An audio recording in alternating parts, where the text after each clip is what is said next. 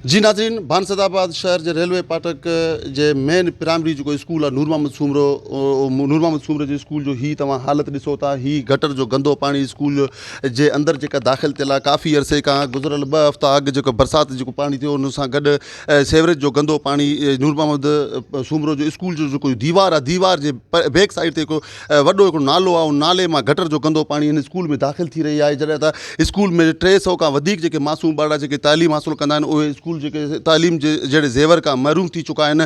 School जी ही हालत तव्हां ॾिसो, तव्हांखे स्क्रीन सां ॾेखारींदासीं। ही स्कूल में गटर जो गंदो पाणी हिन वक़्तु बि पियल आहे। जॾहिं त टाउन इंतिज़ामिया अगूर निंड पियल आहे। काफ़ी अरसो टाउन इंतिज़ामिया खे बार बार हितां जे ॻोठाणनि हितां जे स्कूल इंतिज़ामिया चवण बावजूदि स्कूल जो मां जेको गटर जो गंदो पाणी आहे उहो नेकाल करण खां जेको सो साफ़ इनकार करे रहिया आहिनि। उहो सफ़ाई करण खां जवाबु ॾेई रहिया आहिनि। जॾहिं त हितां जो जेको स्कूल जो जेको टीचर हुयो उन सां असांजो ॻाल्हि ॿोल थियो। उनजो चवणु आहे त काफ़ी अरसो इन स्कूल में गटर जो गंदो पाणी बीठल हुयो। असां पाण कोशिशि करे असां हिन जो सफ़ाई कंदा रहंदासीं, पर हितां जो जेको दीवार आहे, दीवार खां बैक साइड ते जेको नालो आहे उन नाले मां गटर जो गंदो पाणी रोज़ हिते दुबा जो सूरत इख़्तियार करे थो, ईअं तला जो सूरत इख़्तियार करे थो। तंहिंजे करे हितां जेके मासूम ॿार आहिनि, जेके 300-400 जेके मासूम ॿार हिते स्कूल में जेको तइलीम हासिलु कंदा आहिनि उहे स्कूल अचण लाइ तयारु आहिनि। उन्हनि जा वालिदेन उन्हनि खे स्कूल छॾण लाइ तयारु आहिनि। उन्हनि जो वालिदेननि जो चवणु आहे त ही चौतरफ़ जेको गटर जो वॾा जेके तलाउ जेके आहिनि, तव्हां वटि जेके सेवरेज जो जेको पाणी आहे, उन सेवरेज जे पाणी जे ख़ौफ़ खां असां पंहिंजे ॿारनि खे स्कूल नथा मोकिले सघूं। छो त ख़ुदा न ख़ास्ता मासूम ॿारड़ो को जेको हिन किरी पए ऐं ज़िंदगी उनजो जेको सो वियाहे,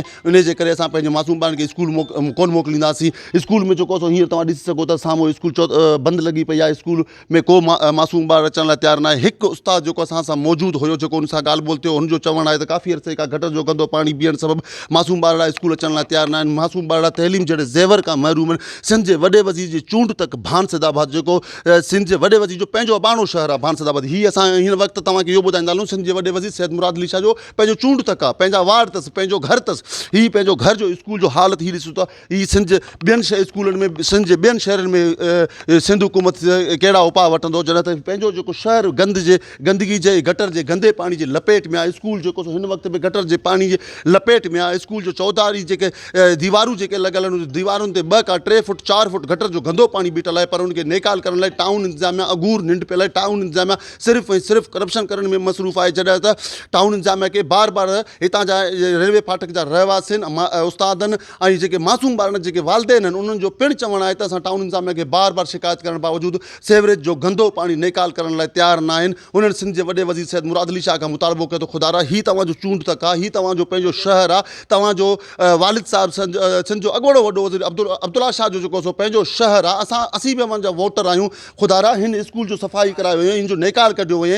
हीउ जेको गटर जो गंदो पाणी आहे, जेके अज़ाब में जेको मुब्तला आहियूं, हिन गटर जे गंदे पाणी सां जेके केतिरा ई जेके बीमारियूं मुंहुं कढिया आहिनि। मासूम ॿारड़ा, पीरसन औरतूं जेके आहिनि उहे बि बीमारियुनि में मुब्तला थी विया आहिनि। दस्त, उल्टियूं ऐं जे मलेरिया जी मुख़्तलिफ़ बीमारियुनि में वरतल आहिनि। ख़ुदा हिन गटर जो गंदे पाणी खे नेकाल करे असांखे सुख सां जीअण जो हक़ ॾिनो। कैमरामैन ज़मीर चांडे सां गॾु आदम मेगल, अवामी आवाज़ TV, भानसदाबाद।